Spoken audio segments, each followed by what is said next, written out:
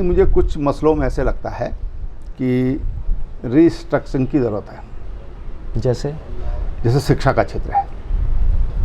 आज तमाम जो हमारे विद्यालय हैं, जो बेसिक एजुकेशन है, वो वहाँ पर बच्चे बहुत कम हैं विद्यालयों में, और स्कूल ज़्यादा हैं, टीचर उतने हैं नहीं, और इतने टीचर एक साथ भर्ती करना साधारणतः थोड़ा कठिनाई भी है।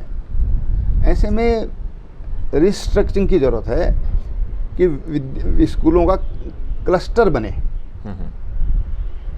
अभी पहले इस बात की ज़रूरत थी कि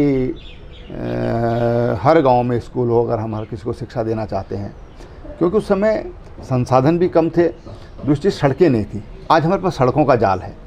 लगभग कुछ ही गांव होंगे जहां पर सड़कें नहीं हैं, और इसलिए उसकी फिजिबिलिटी को देखते हुए 5-7 विद्यालयों का एक विद्यालय बना करके, और वहाँ पर हम लोग 2 शिक्षक देते हैं एक विद्यालय में मिनिमम।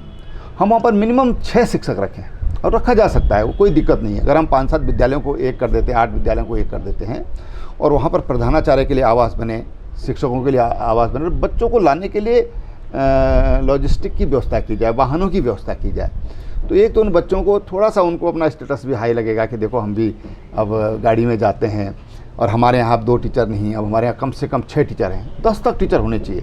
अगर संख्या ज़्यादा होती है, 20 बच्चों पे एक अध्यापक होना चाहिए, और हर क्लास में एक अध्यापक होना चाहिए। अभी क्या होता है कि माना 3 अध्यापक हैं, 2 अध्यापक हैं, क्लासेज 5 हैं, 6 हैं, तो उन 6 क्लासेज में कैसे 2 अध्यापक पढ़ा पाएंगे, 3 अध्यापक पढ़ा पाएंगे? और इसलिए पूरा ढांचा, उस पर पुनर्विचार की आवश्यकता है। हमने इसका प्रयोग किया था उधम सिंह नगर में। मैं ये इसी सवाल पर आ रहा था कि आपने कोई प्रयोग किया? हाँ, प्रयोग किया था। 1100 कुछ विद्यालय थे, और 500 550 के बीच में उनको आधे के लगभग उन विद्यालयों को किया गया।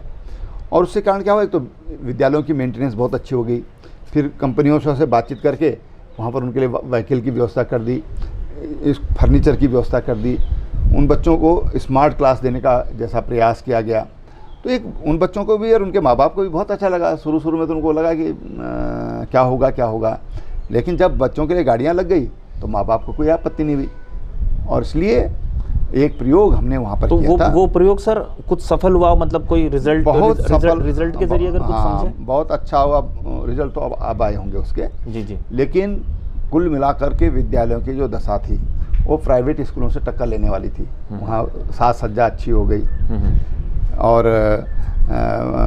अध्यापकों की संख्या बढ़ गई।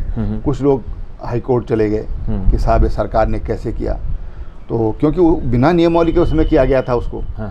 तो हाई कोर्ट ने कहा भाई इंटेंशन तो बहुत अच्छी है, लेकिन नियमों के अनुकूल नहीं है। तो फिर उसके तत्काल नियम चेंज बनाए गए, और फिर हाई कोर्ट ने भी तारीफ की कि भाई